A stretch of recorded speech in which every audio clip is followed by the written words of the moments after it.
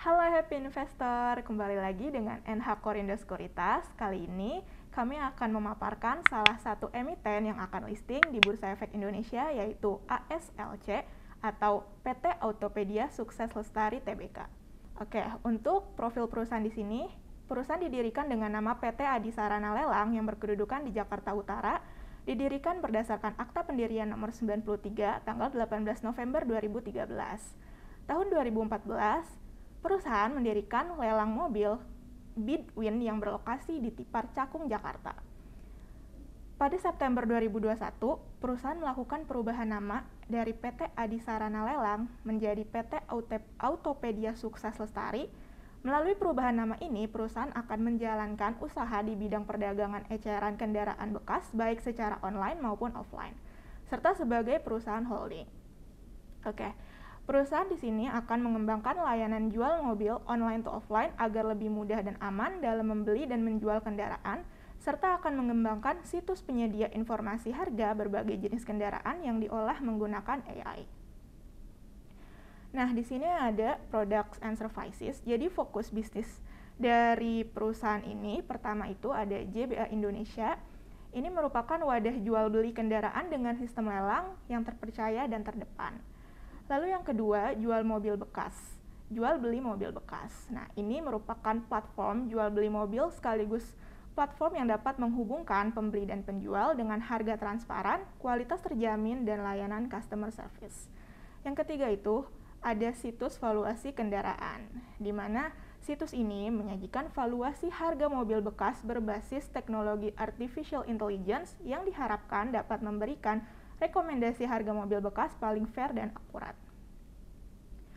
Nah, untuk competitive advantage, yang pertama itu, perusahaan memiliki jaringan terluas dengan 34 jaringan tempat lelang dan penyimpanan kendaraan di kota-kota tingkat 1 maupun tingkat 2 di Indonesia.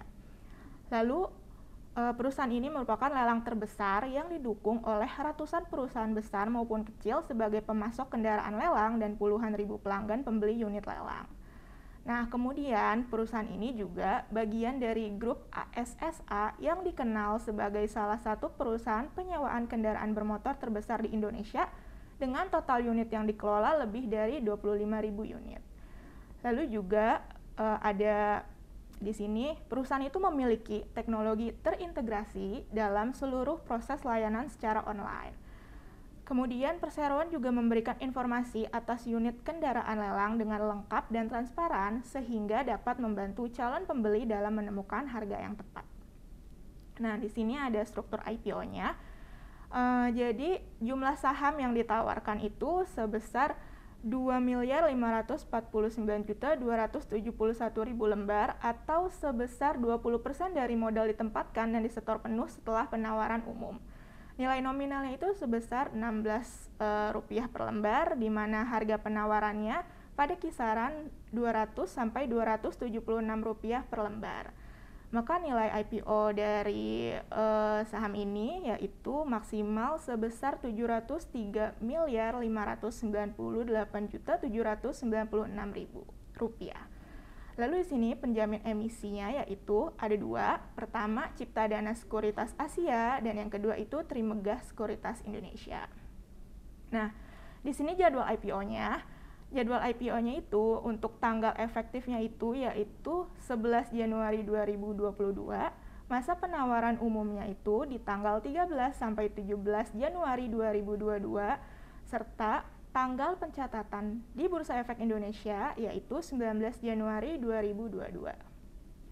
Nah, tujuannya apa sih penggunaan dana dari IPO ini? Ada dua. Yang pertama, sebesar 64,98% itu digunakan sebagai modal kerja. Jadi sehubungan dengan usaha baru yang akan mulai beroperasi secara penuh di awal tahun 2022, antara lain usaha jual beli kendaraan bekas baik online maupun offline.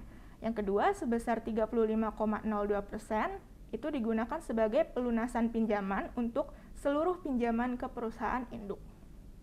Nah, di sini ada faktor-faktor risikonya.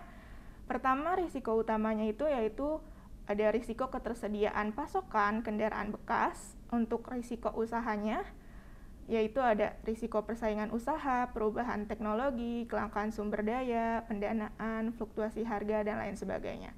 Kemudian untuk risiko umum itu ada kondisi perekonomian baik secara makro ataupun global, risiko perubahan kurs valuta asing, kemudian tuntutan atau gugatan hukum, kebijakan pemerintah, dan perubahan peraturan pemerintah. Nah, lalu apa sih risiko bagi investor? Nah, yang pertama itu ada kondisi pasar modal Indonesia yang dapat mempengaruhi harga dan likuiditas saham. Kemudian risiko fluktuasi harga saham, risiko tidak likuidnya saham yang ditawarkan pada penawaran umum perdana saham. Nah, di sini kita langsung masuk ke financial highlights-nya. Di sini diketahui ya dari setiap tahunnya dari hampir di semua pos ini mengalami kenaikan. Nah, ini kita bisa lihat nih dari rasionya per 30 September 2021. Dilihat dari rasio lancar maupun rasio utang cukup oke ya. Pertama itu dari current ratio itu sebesar 1,18 kali, lalu rasio utang terhadap asetnya sebesar 0,38 kali, utang terhadap equity-nya sebesar 0,6 kali, interest coverage sebesar 34,33 kali, dan DSCR sebesar 1,85 kali.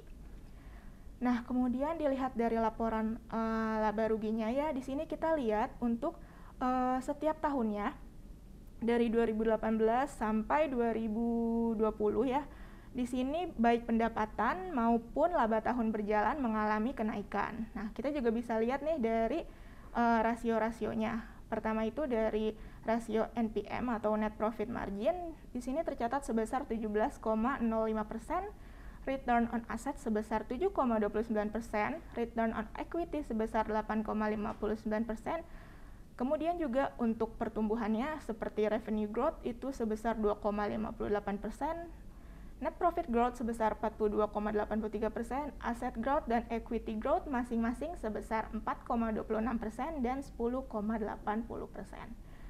Oke, sekian paparan mengenai saham ASLC. Terima kasih.